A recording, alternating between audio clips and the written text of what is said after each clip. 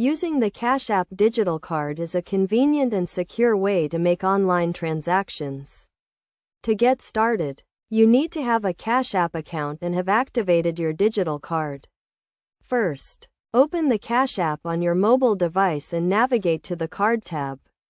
This is where you will find your digital card details, including the card number, expiration date, and security code. To use your digital card, simply copy and paste the card details into the payment fields when making an online purchase. You can also add your digital card to your mobile wallet, such as Apple Pay or Google Pay, for easy access. When making a purchase, ensure that you have sufficient funds in your Cash App account to cover the transaction. You can add funds to your account by linking a bank account or debit card, or by receiving money from friends and family. It is essential to keep your digital card details secure to prevent unauthorized transactions. Avoid sharing your card details with anyone, and make sure to log out of the Cash App when using a public device.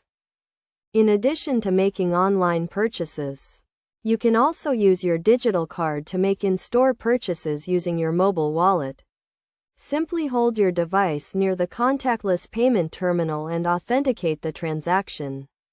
Using your device's biometric security, such as Face ID or fingerprint recognition, to stay on top of your spending.